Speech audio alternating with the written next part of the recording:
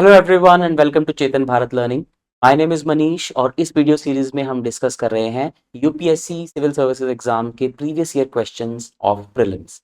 इस वीडियो में हम देखेंगे 2020 के मॉडर्न इंडियन हिस्ट्री के कौन कौन से क्वेश्चंस आए हुए थे। Let's start. First question, in the context of Indian history the Rukhmabai case of 1884 revolved around what? एक काफी फेमस केस माना जाता है। अगर आप लॉ बैकग्राउंड से हैं, ये लॉ एज एन ऑप्शनल रख रहे हैं, तो भी आपको इसको स्पेसिफिकली जानना होता है, अदरवाइज मॉडर्न हिस्ट्री में हम इसको थोड़ा पासिंग रेफरेंस से पढ़ते हैं। रकमाबाई केस में बेसिकली एक 11 साल की लड़की थी जिसका नाम था रकमाबाई। उसकी शादी एक 19 साल के लड़के से हुई थी, which was quite common at that time, child marriage. तो जब वो थोड़ी सी बड़ी हुई तो उसने अपने पति के साथ जाने से मना कर दिया।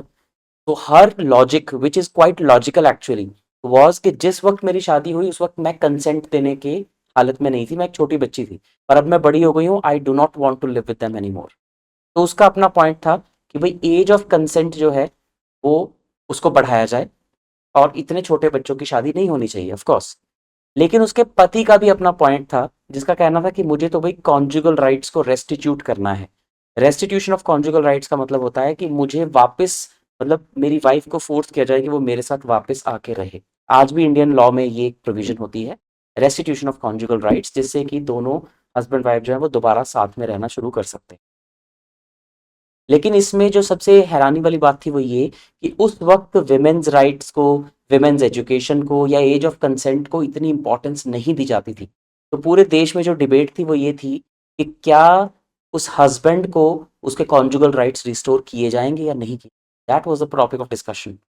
तो 1888 या 1889 में ये केस डिसाइड हुआ और फाइनली यानी कि Rukhmabai refuse to go back to her husband, और उसके हस्बैंड को आउट ऑफ कोर्ट सेटलमेंट में कुछ पैसे या कुछ कंपनसेशन दे दी गई, क्योंकि उस वक्त का लॉ ये अलाउ करता था।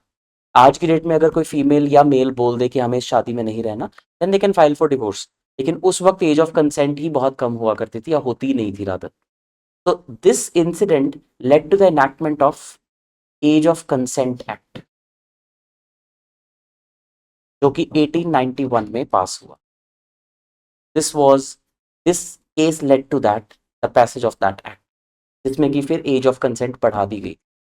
तो इसमें women's right to gain education was not a major issue. Issue था कि एज ऑफ कंसेंट क्या सही था उस लड़की के लिए, और क्या कॉन्जुगल राइट्स रिस्टोर कर दिए जाएं या नहीं। तो 2 और 3 द करेक्ट आंसर। काफ़ी बढ़िया केस था ये, इंडियन लीगल सिस्टम को काफ़ी कुछ इवॉल्व करने में हेल्प की।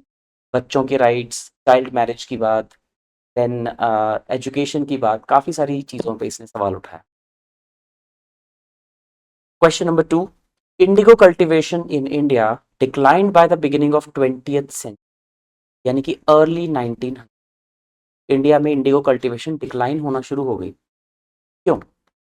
Peasant resistance to the oppressive conduct of planters, ये तो बहुत पहले से चला आ रहा था। Its unprofitability in the world market because of new inventions, this is the correct answer. Indigo एक ऐसा पौधा था जिससे कि रिच ब्लू कलर निकलता था, जो कि डाई में यूज होता था और कपड़े रंगने के लिए इस्तेमाल होता था। और यूरोपियन मार्केट में रॉयल ब्लू कलर की बहुत डिमांड थी। तो अब नई नई टेक्निक्स, नई इन्वेंशन आने की वजह से वर्ल्ड मार्केट में इंडिगो उतना प्रॉफिटेबल नहीं रहा। अब वो सिंथेटिक कलर्स बनाने लग गए, सिंथेटिक डाई से कलर बनाने लग गए, इसलिए इसकी प्रॉफिटेबिलिटी कम हो गई। तो इसलिए इंडिगो कल्टीवेशन इंडिया में डिक्लाइन हुई। आपको बस यहाँ ये लॉजिक लगाना है कि ब्रिटिश कुछ भी इसलिए नहीं करते थे कि इंडियंस उसे रेजिस्ट कर रहे हैं या इंडियंस का कोई नुकसान हो रहा है, वो इसलिए करते थे क्योंकि उनको अब उस चीज़ की ज़रूरत नहीं थी। तो थर्ड रीजन है नेशनल लीडर्स ऑपोजिशन, तो ये तो बहुत पहले से था ऑपोजिशन। और government control over the planters was not a good point. तो B is the most logical answer, its unprofitability in the world market. तो जब उन्होंने देखा कि इंडिगो से हमें ज़्यादा कोई फायदा ही नहीं हो रहा, देन दे स्टॉप इंसिस्टिंग कि अब इंडिगो उगाई जाए। अदरवाइज जब गांधी जी इंडिया में आते हैं और उनकी पहली मूवमेंट थी चंपारण सत्याग्रह 1917 में, तो उसमें 3 कठिया सिस्टम चल रहा था कि 3/20 लैंड पे आपको इंडिगो उगाना ही पड़ेगा। 3/20 तो बहुत कम हो चुका था लैंड तब तक जिसमें इंडिगो उगाने को वो कहते थे, बिकॉज उस वक्त तक प्रॉफिटेबिलिटी कम हो गई थी। और उसके कुछ सालों बाद तो इंडिगो उगाना काफ़ी हद तक बंद ही हो गया।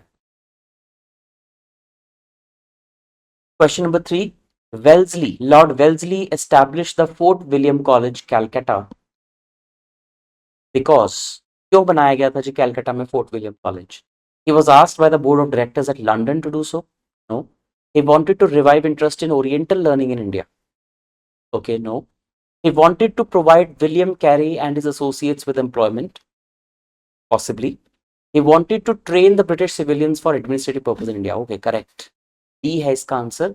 वो ब्रिटिश सिविलियंस जो इंडिया में रह रहे थे उनको ट्रेन करना चाहता था कि वो इंडिया में एडमिनिस्ट्रेशन संभाल सके. That was the reason for Fort William College. D is the answer. Question number 4.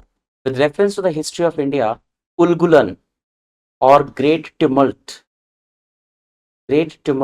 यानी कि डामाडोल, बहुत ज्यादा किसी चीज को हिला के रख देना, उलगुलन is the description of which of the following events? Revolt of 1857, possibly.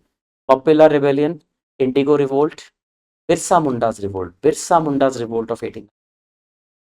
Ulgulan is a term specifically associated with Birsa Munda's revolt of 1899-19. And he achieved cult status due to that revolt. कई लोगों ने बाद में claim किया कि उन्होंने बिरसा मुंडा की आत्मा को देखा है. So he achieved cult status. Even today, among the Munda tribe of India, there are temples of Birsa Munda in various states, especially Jharkhand. Question number 5. Which of the following statements correctly explains the impact of Industrial Revolution on India during the first half of 19th? तो early 1800s में Britain में जो industrial revolution हो रहा था उसका India पे क्या इम्पैक्ट हुआ? Indian handicrafts were ruined. Correct है जी. एक बार बाकी स्टेटमेंट देख लेते हैं. Machines were introduced in the Indian textile industry in large number. No, machines तो ब्रिटेन में इंट्रोड्यूस हुई थी, वहां पे एम्प्लॉयमेंट जनरेट करनी थी उन्हें, इंडिया में नहीं करनी थी. Railway lines were laid in many parts of the country. Early 1800s में. पहली बात तो वो अर्ली 1800s में नहीं हुआ था, 1853 में पहली रेलवे लाइन बनी थी. तो लेट 1800s होता तो भी हम सोचते. तो ये टाइमलाइन की वजह से गलत है. Heavy duties were imposed on the imports of British manufacturers. Imports of British manufacturers. No, गलत है, उल्टा है इसका. तो इंडियन हैंडीक्राफ्ट खत्म हो गए थे बिकॉज ब्रिटेन से मशीन मेड गुड्स या कपड़ा बन के इंडिया में आने लग गया, तो वो बिकता था और इंडिया के हैंडीक्राफ्ट जो थे वो पूरी तरह से खत्म हो गए. Question number 6. With reference to the book Desher Katha written by Sakharam Ganesh Deoskar during the freedom struggle, consider the following statements. It warned against the colonial state's hypnotic conquer of the mind. ये जो colonial state है वो आपके दिमाग पे ही राज कर रही है, आपको inferior feel करा रही है, राइट? आपका कल्चर आपको भुला रही है और आप पे पूरी तरह से राज कर रही है, आपको स्लेव बना दिया है. Correct. It inspired the performance of Swadeshi street plays and folk songs. Correct. इससे जो देशेर कथा है इससे इंस्पायर होकर बहुत सारे नुक्कड़ नाटक या इस तरह की चीजें इंडिया में जो है वो हुई.